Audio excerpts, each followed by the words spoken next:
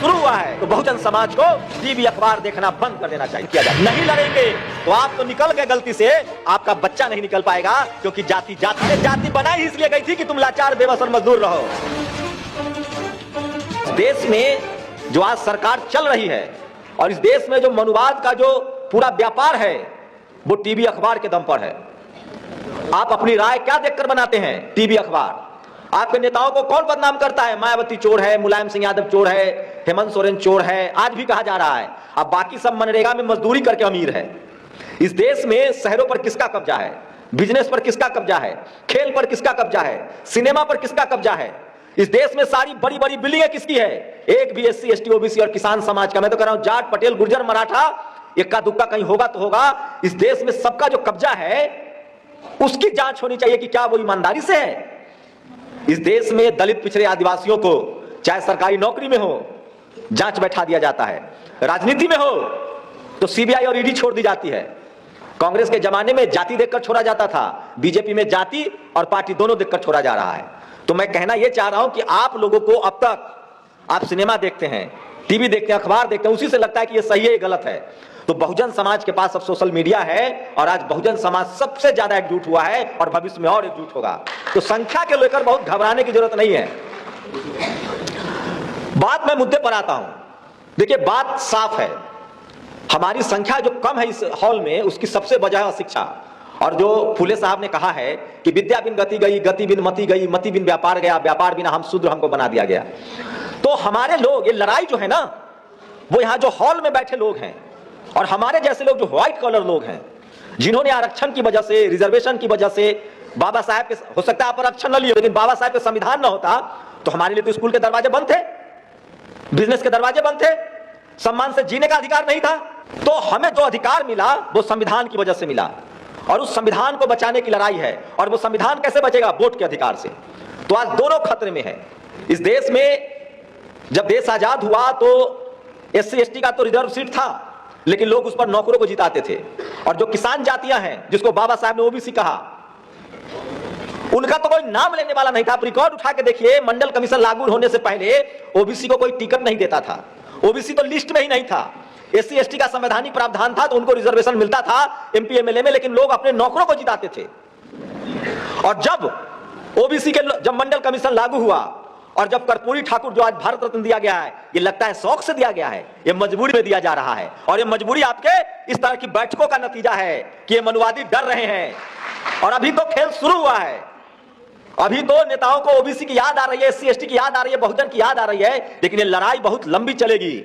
इस देश में एससी एसटी के लोग आज भी रिजर्व सीट तक सीमित हैं। 60 से 65% ओबीसी का कोई नाम लेने वाला नहीं था और सारे के सारे सीटों पर सवर्ण समाज के लोग संसद और एमएलए एमपी बनते थे और आईएएस पीसीएस को बनते ही थे क्योंकि हम लोग पढ़े लिखे ही नहीं थे, पढ़ने लिखने ही नहीं दिया गया था। मंडल कमीशन लागू होने के बाद इस देश में ओबीसी का पहला आईएएस बनता है। और शुक्रिया रामविलास पासवान जी, शुक्रिया बीपी सिंह जी, शरद यादव जो नहीं है उनका भी शुक्रिया, जिन्होंने हमारे लिए काम किया उन सबका शुक्रिया करना चाहिए। हम एहसान फरामोश लोग नहीं हैं। 90 के दशक के बाद ओबीसी जब जगने लगा तब इस मनुवादी मीडिया ने, जो टीवी अखबार है, उसने पता है क्या नया शगुफा छोड़ा कि राजनीति का अपराधीकरण हो रहा है। यह झूठ था। लालू यादव अपराधी नहीं थे, कर्पूरी ठाकुर अपराधी नहीं थे, मान्यवर कांसीराम अपराधी नहीं थे, रामस्वरूप वर्मा अपराधी नहीं थे, सोनेलाल पटेल अपराधी नहीं थे, करुणानिधि अपराधी नहीं थे। जब दलित और पिछड़ा आदिवासी आने लगा राजनीति में तो इन झूठे मक्कारों ने खबर चलाई कि राजनीति का अपराधीकरण हो रहा है, जबकि राजनीति में बहुजन आ रहे थे और राजनीति का पैसाकरण हुआ। आज बीजेपी, कांग्रेस या सवर्णों की जितनी पार्टियां हैं, चाहे ममता बनर्जी हो, नवीन पटनायक हो, ये पैसे वाले की पार्टी है, जनाधार वाली पार्टी, वोट वाली पार्टी तो सपा बसपा आरजेडी जेडीयू जेएमएम है। ये पार्टियों के पास जनाधार है क्योंकि बिहार के जनगणना को ही अगर मान ले तो 90% आबादी इस देश में दलित पिछड़े आदिवासी किसानों की है, तो पार्टी तो ये बड़ी हुई ना, वो पार्टी पैसे वाले की पार्टी है। लेकिन मीडिया क्या बेईमानी करता है। मैं मीडिया का छात्र हूं तो मीडिया से जोड़ के बता रहा हूं कि खेल कैसे किया गया है और ताकि ये सारी बातें आप लोग देश को बताइए। मीडिया ने क्या खबर फैला दिया, कांसीराम साहब दलित नेता और अटल बिहारी वाजपेयी राष्ट्रीय नेता, सोनेलाल पटेल पिछड़ों के नेता और मुरली मनोहर जोशी राष्ट्रीय नेता। और ये कैसे हो गया भाई? तो आपको जाति बनाई ही गई थी शोषण करने के लिए, हमारे नेताओं को भी जातियों में बांट दिया।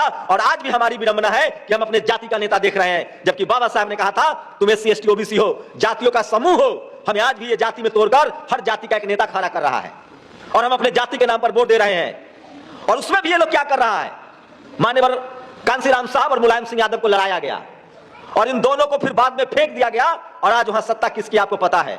बिहार में लालू यादव और रामविलास पासवान को लड़ाया गया और उसके बाद नीतीश जी आए बीजेपी के साथ। अब उस नीतीश जी को भी नहीं छोड़ेंगे ये लोग। लेकिन मनुवादी मीडिया को देखिए, नीतीश जी तो 2 बार आरजेडी में भी आए और 2 बार 3 बार बीजेपी में भी गए। सारा गाली नीतीश कुमार को, बीजेपी को नहीं। टीवी अखबार वाला हम सब नीतीश से नाराज है, लेकिन गाली किसको पड़ रही है, पिछड़ा को। अरे बीजेपी ने मिलाया तभी तो गए। तो ये खेल समझिए कि किसी कीमत पर गठबंधन कर ले। इस देश में 2014 के बाद जब बीजेपी की सरकार आई है तो आप लोगों को पता है कितने कांग्रेसी अपर जनरल कैटेगरी के नेता बीजेपी में चले गए, जानते हैं आप लोग? किसी को मीडिया ने गाली दिया? उनका जाना क्या है, सपा से नहीं गए, बसपा से नहीं गए, कांग्रेस से नहीं गए। और नीतीश कुमार ने जो पाला बदला है उसमें भी जो सवर्ण नेता है उन्होंने उनको चढ़ाया। क्यों चढ़ाया? क्योंकि ऐतिहासिक काम हो रहा था, जाति जनगणना हो रही थी, 65% रिजर्वेशन हो गया था। तो सब पार्टी के जनरल कैटेगरी के नेताओं ने मिलकर कहा कि इस गठबंधन को तो तोड़ना होगा भाई, नहीं तो 2024 में राजनीति पलट देगा। जाति जनगणना मुद्दा बन रहा था, दलित पिछड़ों का मुद्दा बन रहा था। तो सवाल यह है कि इस देश में सारा चोर, अपराधी, क्रिमिनल सब दलित पिछड़ा आदिवासी है। किसकी नजरों में? मीडिया की नजरों में। इसलिए आप लोग टीवी अखबार का बायकॉट कीजिए, वो आपके हितों के खिलाफ है और वो आपके खिलाफ हमेशा बोलेगा।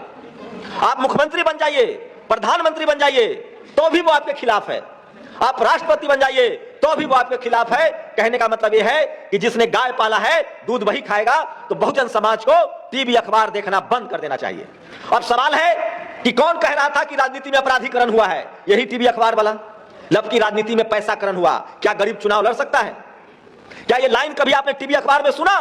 ये तमाम सवर्ण पत्रकारों को कहते सुना कि राजनीति में पैसा का खेल हो गया है? आज दलित पिछड़ा आदिवासी पार्टी नहीं बना सकता है, चुनाव नहीं लड़ सकता है क्योंकि पैसा का खेल हो गया है।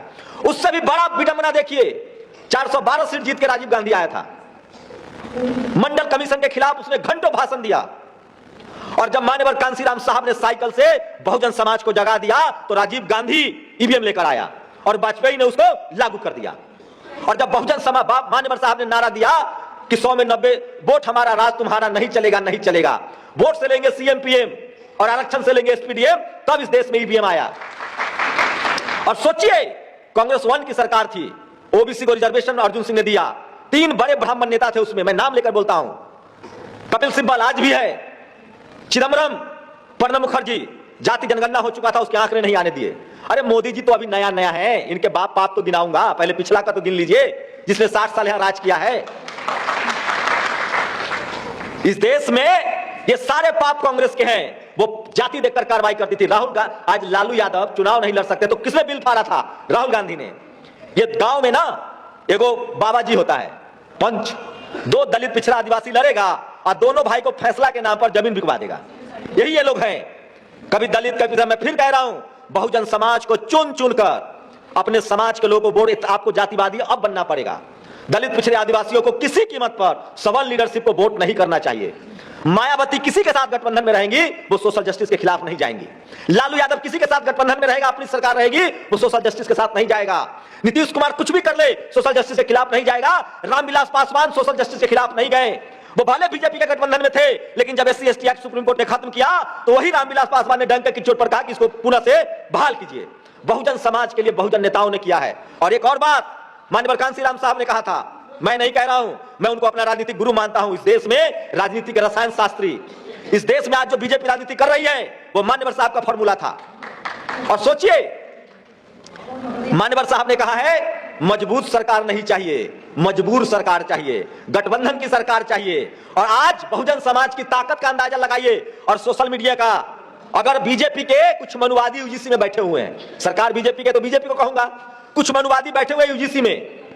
यूजीसी के एक मनुवादी ने अभी कानून बनाने वाला था, नोटिफिकेशन लाने वाला था कि दलित पिछड़ा आदिवासी का सीट जो है वो डी रिजर्व कर दिया जाएगा। सोशल मीडिया पर खबर चली, जांच बैठ गई है, क्योंकि आपकी जागरूकता, सोशल मीडिया का कमाल है ये। अगर यही कपिल सिब्बल होता तो ये न जांच होता और न ये बदला जाता। कपिल सिब्बल के पाप गिनाऊं, यूपीएससी का पैटर्न बदल दिया, नीट का पैटर्न बदल दिया, और जो जो पाप है कांग्रेस के उसको बीजेपी आगे बढ़ा रहा है। क्यों? क्योंकि वो भी जिनकी पार्टी है, ये भी उनकी पार्टी है। तो बहुजन समाज के लोगों को, हम सब मेहनतकश लोग हैं, हमको ये काम करना है, अपना जीव लंबा करना है, मुंह खोलना है। और हमारे जो पूर्वज थे चपर, सम्राट अशोक के राज में चपर ने सारे शिलालेख लिखे थे, इसलिए हिंदी पट्टी में कहावत है कि बहुत चपर चपर करता है। आपको चपर चपर करना है, बोलना है, खूब बोलना है, रोज बोलना है, बार बार बोलना है। और जो समाज बोलेगा नहीं, वो अपने कंधों पर लाश उठाएगा, अपना हक अधिकार चला जाएगा। हम सब डरे सहमे रहते हैं, हमारा डर मानसिक है। और ये 100 में 90 हम हैं, हम क्यों डरेंगे? हमने किसी का कर्जा खा रखा है? हम इस देश को बनाए हैं, सड़कें हम बनाते हैं, नदी नाला हम बनाते हैं, पेड़ हम लगाते हैं, अन्न हम उपजाते हैं, हम क्यों डरेंगे? हमने कोई चोरी की है? हमें बदनाम किया जाता है टीवी अखबार के दम पर। और जिस दिन बहुजन समाज के लोगों ने बोलना सीख लिया, आंख में आंख डालकर बोलना सीख लिया, उस दिन बहुजन समाज की किस्मत बदलेगी। और एक बात सोचिए, हम लोगों को सबको रोज बोलना है 3 बार 4 बार। हमें धर्म की राजनीति से न लेना है न देना है। हमारे लिए स्कूल, अस्पताल, हमारे लिए नौकरी, बिजनेस, शिक्षा, पॉलिसी जो बनाएगा हम उसको वोट करेंगे। हमारे लिए यह जरूरी है, हमारे बच्चों के लिए यह जरूरी है। बहुत विकट समय है, हम जितना जागरूक हो रहे थे, जितना एकजुट हो रहे थे, इसीलिए इन बेईमानों ने ईवीएम लाया। और ईवीएम हमारे हक अधिकार के खिलाफ है। बहुजन समाज के लोगों को आप लोग कहते हैं ना, नेता एकजुट हो, एकजुट हो। अच्छी बात है अगर एकजुट हो जाए तो, लेकिन अगर एकजुट नहीं होते हैं तो बहुजन समाज को एकजुट होना पड़ेगा। और हमें सवर्ण समाज से सीखना पड़ेगा। आज सवर्ण समाज, जनरल कैटेगरी के लोग बीजेपी के अलावा किसी को वोट देते हैं क्या? कांग्रेस को वोट देते हैं? वो भी तो सवर्णों की पार्टी है। ममता बनर्जी को देता है, वो भी तो सवर्णों की पार्टी है। नवीन पटनायक को देता है, वो भी तो सवर्णों की पार्टी है। नहीं देता है, वो किसको देता है? जो सत्ता में है या सत्ता में जा सकता है। तो इतना दिमाग हमको भी लगाना पड़ेगा। और बहुजन समाज के नेता अगर एकजुट नहीं होते हैं तो हमें देख देख कर बहुजन दलों को वोट करना पड़ेगा जो चुनाव जीतने वाला हो। इस देश में बहुजनों को कोई मारना नहीं चाहता है, आपको मजदूर बनाए रखना चाहता है। आप ठेला चलाइए, रिक्शा चलाइए, सब्जी बेचिए, उनका नौकर बनिए तो आपको बाबू सोना कहेंगे, घर में खाना खिलाएंगे, कहेंगे हम तो अपने को आपको बहुत मानते हैं। आपको लंगर खिलाने से, खाना खिलाने से, दान देने से न्याय नहीं मिलता है। न्याय मिलता है अधिकार से, बराबरी का अधिकार, संवैधानिक अधिकार, नौकरी, बिजनेस, स्पोर्ट्स, सिनेमा, इन सब में अधिकार चाहिए। हमारे लोग जब से शहर में आए हैं तब से अब शहर में जातिवाद है।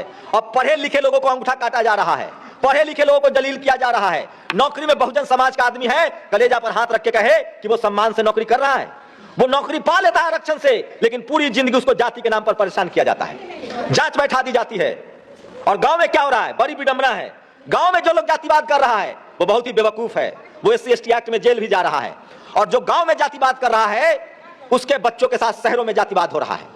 ये बात बताना पड़ेगा किसान कम्युनिटी को, जाट समाज को, पटेल समाज को, मराठा समाज को, गुर्जर समाज को कि तुम कितने जज हो, तुम कितने कलेक्टर हो, कितने IAS हो, कितने IPS हो, तुम मेहनत कश लोग हो, तुम भी शैक्षिक रूप से पिछड़े हुए हो, बात करनी पड़ेगी। आज शेड्यूल कास्ट की ताकत देखिए, वो संघर्ष कर रहे हैं, लड़ रहे हैं, तो उनके 3-3 जज सुप्रीम कोर्ट में हैं। आज सबको नतमस्तक होना पड़ रहा है क्योंकि वो समाज जागरूक है, लड़ रहा है। अब जिम्मेदारी किसान, कमेरा और OBC के लोगों की है। आप कहां हैं? आप खेल से बाहर हैं। और खेल से बाहर करने वाला कौन है? SC/ST नहीं है, यही मनुवादी लोग हैं।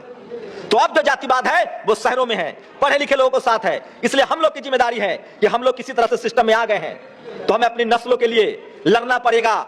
नहीं लड़ेंगे तो आप तो निकल गए गलती से, आपका बच्चा नहीं निकल पाएगा, क्योंकि जाति जाति नहीं है। इसलिए अगर किसी को लगता है ना कि हम नौकरी में आ गए, जाति छुपा लेंगे, बाबू भैया कह लेंगे, बड़का धागा बांध लेंगे, बड़का टिक्का कर लेंगे, मत्था 4 टाइम टेक लेंगे और बच जाएंगे, तो तुम बेवकूफ हो। अरे जाति बनाई इसलिए गई थी कि तुम लाचार, बेबस और मजदूर रहो, तुम माल भी कमाओगे और बच जाओगे, ऐसा नहीं होगा। इसलिए लड़ाई उन लोगों को लड़नी पड़ेगी जो संपन्न हुए हैं, जो सिस्टम में आए हैं, जिनका शहरीकरण हुआ है, जो CM PM बनना है या बनना चाहते हैं। समझना पड़ेगा जातिवाद बहुत महीन हो गया है। मूछ रखने पर, बकरी पालने पर, बेर तोड़ने पर ये वाला जातिवाद बेवकूफ लोग कर रहा है और वो जेल जा रहा है। अब जातिवाद शहरों में है, पावर सेंटर्स में है, मीडिया में, जुडिशियरी में, हाईकोर्ट सुप्रीम कोर्ट में, कॉलेज यूनिवर्सिटी में, बिजनेस में। अब जातिवाद स्पोर्ट्स में, सिनेमा में है। और इसका एक ही काट है कि इस देश के जो पढ़ा लिखा बहुजन समाज है, जितने लोग इस हॉल में बैठे हुए हैं, आपने अगर रोज आप रील्स देखते होंगे, नेशनल दस्तक भी देखते होंगे, एक गुजारिश है, बहुजन समाज के मुद्दे पर आप 2 लाइन संवैधानिक दायरे में रहकर लिखना शुरू कर दीजिए, मनुवादियों की चूल्हे हिल जाएंगी। ये लड़ाई कलम से लड़ी जाएगी, ये लड़ाई संविधान से लड़ी जाएगी, ये लड़ाई सोशल मीडिया से लड़ी जाएगी, तभी आप लड़ाई में फतह पाएंगे। इसीलिए आज के समय में जो हमारा हथियार है वो वोट का हथियार है और सोशल मीडिया है। और आप लोगों ने, इतनी लोगों ने जिम्मेदारी ली और रोज 5 लोगों को समझाएंगे हमारी नैतिक जिम्मेदारी है, तब जाकर बहुजन समाज सत्ता में आएगा और जो सत्ता में आएगा उसी का राज चलेगा, उसी का अधिकार बचेगा। जय भीम, जय संविधान, जय भारत।